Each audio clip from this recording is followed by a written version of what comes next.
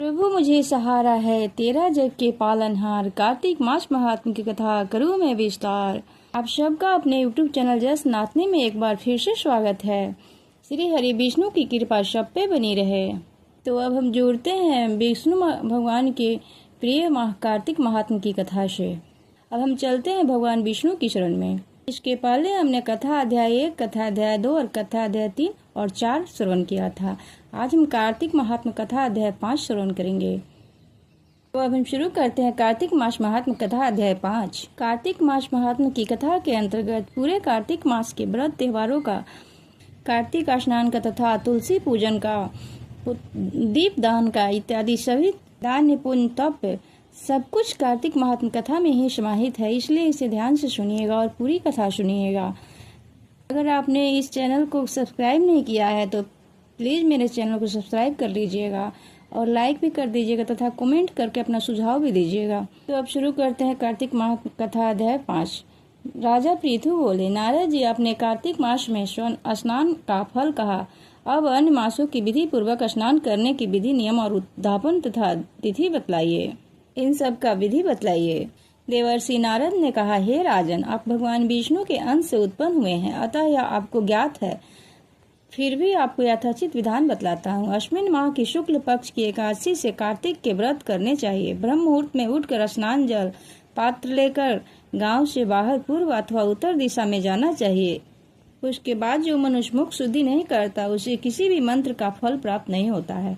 अतः दांत और जीभ को पूर्ण रूप से शुद्ध करना चाहिए और निम्न बातों का ध्यान रखना चाहिए। इन मंत्रों का उच्चारण करते हुए दातुन तोड़ना चाहिए। हे वनस्पति, आप मुझे आयु, कीर्ति, तेज, प्रज्ञा, पशु, संपत्ति, महाज्ञान, बुद्धि और विद्या प्रदान करो।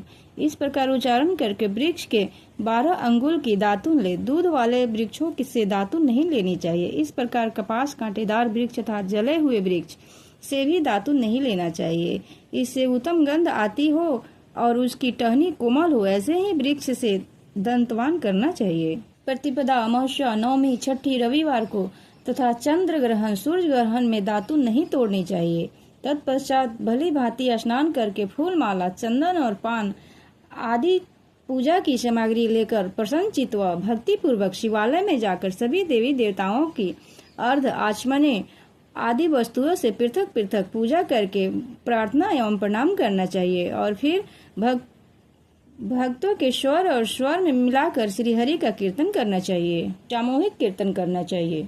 मंदिर में जो गायन भगवान श्री हरि का कीर्तन करने आए हो उनका माला, चंदन, तांबुल आदि से पूजन करना चाहिए, क्योंकि देवालय में भगवान विष्णु को अपनी तपस्या, योग और दान द्वारा प्रसन्न करने थे। परंतु कलयुग में भागवत गुणगान को ही भगवान श्री हरि को प्रसन्न करने का एकमात्र साधन माना गया है।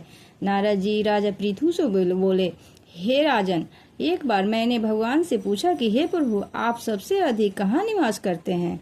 इसका उत्तर देते हुए भगवान ने कहा, हे नारद, मैं वैकुंठ या योगियों के हृदय में ही निवास नहीं करता, अपितु जहाँ मेरे भक्त मेरा कीर्तन करते हैं मैं वहाँ अवश्य निवास करता हूँ। जो मनुष्य चंदन की माला आदि से मेरे भक्तों का पूजन करते हैं उनसे मेरी ऐसी प्रीति होती है कि जैसे मेरे पूजन से भी नहीं हो सकती है। फिर नारद जी ने कहा, शीरीष, धतूरा, गिरजा, चमेली, केसर, कंदार और कटहल के फूलों व चावलों से विष्णु भगवान की पूजन नहीं करनी चाहिए। अड़हल, कंद, शीरीष, जूही, मालती और केवड़ा के पुष्पों से भगवान शंकर की पूजा नहीं करनी चाहिए।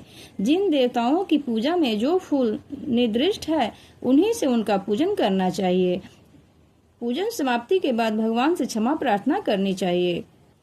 हे सुरेश्वर, हे देव, मैं न मंत्र जानता हूँ न क्रिया, मैं भक्ति से हीन ही हूँ।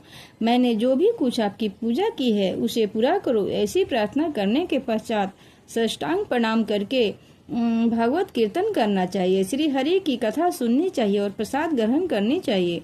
जो मनुष्य उपरोक्त विधि के अनुसार कार्तिक व्रत का अनुष्ठान करते हैं वह जगत के सभी सुखों को भोगते हुए अंत में मुक्ति को प्राप्त होते हैं, श्री हरि के धाम जाते हैं। अंत में श्री हरि की आरती करनी चाहिए। आरती के बिना पूजा अधूरी मानी जाती है। इस तरह से कार्तिक मास महात्म्य की कथा अध्याय 5 संपूर्ण हुआ। सब बोलिए विष्णु भगवान की जय। ओम नमो भगवते वासुदेवाय। अगर आपने मेरे चैनल को सब्सक्राइब नहीं किया तो सब्सक्राइब अवश्य कर लेना चाहिए।